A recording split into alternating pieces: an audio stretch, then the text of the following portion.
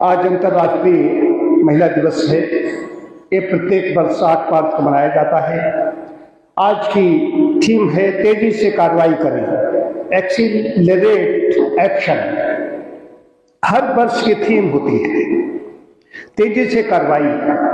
इनको समान लाने के लिए जो भेदभाव हो रहा है, चाहे घर में हो, चाहे ऑफिस हो, बाहर हो, कहीं पर भी कायाकल्प केंद्र में कोई भेदभाव नहीं। यहाँ पर ये भी भूल जाते हैं कौन क्या है, और ज्यादा सम्मान है। यहाँ लड़कियों को और ज्यादा सम्मान मिलता है। आज मैं ये घोषणा करना चाहता हूँ, पहले विषय आता हूँ। हर 8 मार्च को मनाया जाता है अंतर्राष्ट्रीय महिला दिवस।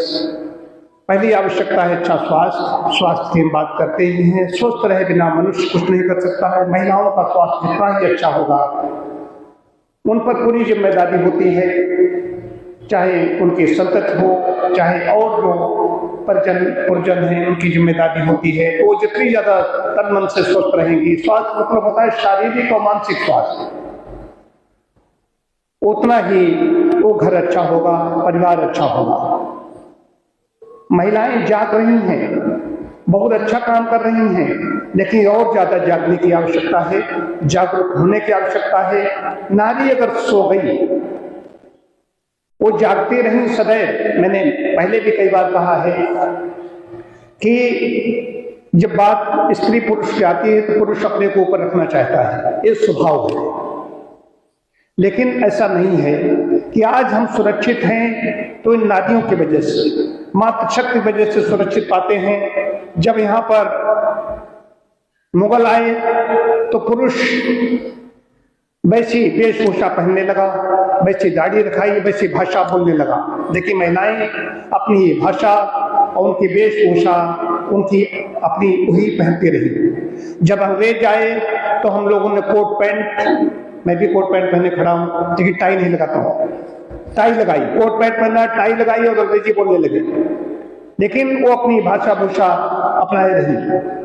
आज जो हम सुरक्षित हैं तो उनकी वजह से सुरक्षित हैं, नहीं तो सारी हमारी संस्कृति छिन्न भिन्न हो गई होती है।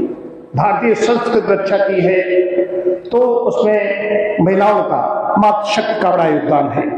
अब आगे की बात आती है, माता जितनी ज्यादा विदुषी होगी, हम उनकी बात नहीं कर रहे हैं यहाँ पर, जो निरक्षर भट्टाचार्य हैं, खुलेआम जो अपने दिमाग को अच्छा विकसित कर रही हैं, जो जागरूक हैं, उनका परिवार संतति, ये नहीं बच्चा पैदा हुआ उसके बाद में, गर्भ काल में ही 6 माह का बच्चा होता है तो सारा सब संस्कार उसके अंदर पहुंचने लगते हैं।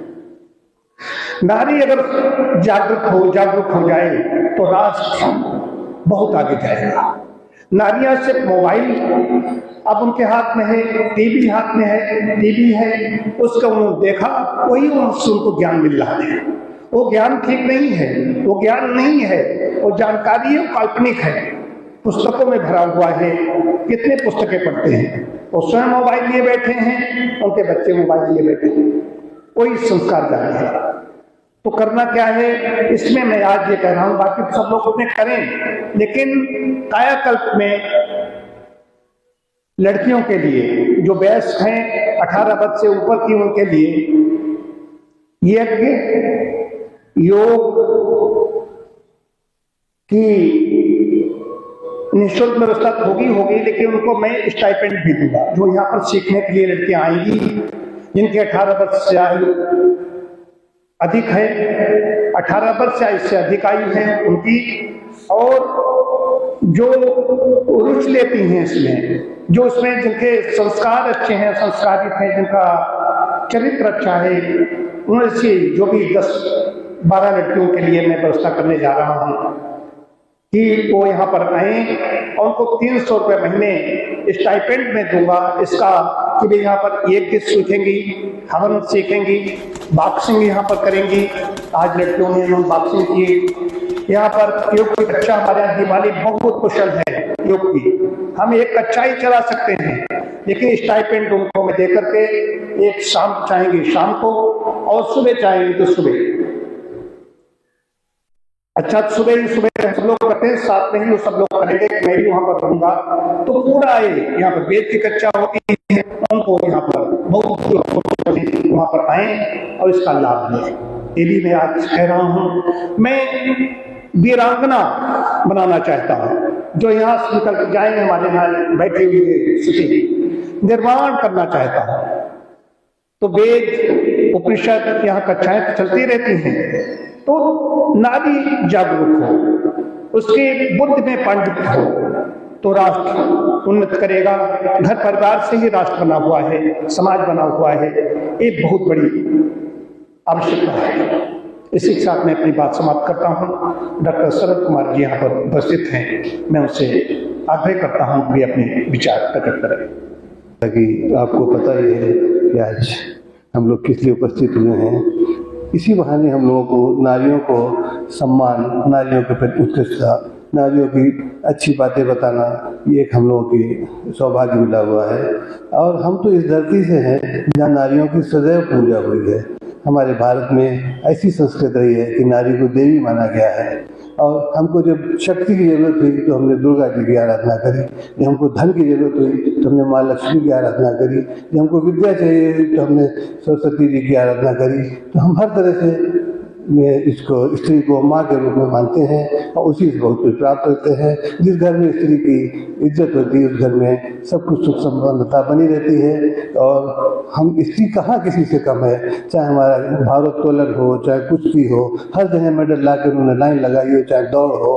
अंतरिक्ष में देखिए विदेशी सुनीता विलियम्स, वो भी हमारी भारतीय मूल से वो भी संबंधित हैं। तो स्त्रियों ने हर जगह विश्व को, भारत को ही विश्व को भी आगे किया है। इसलिए स्त्रियों के प्रति आज हम सम्मान करते हैं और उनके प्रति कृतज्ञता करते हैं। बहुत बहुत धन्यवाद डॉक्टर साहब।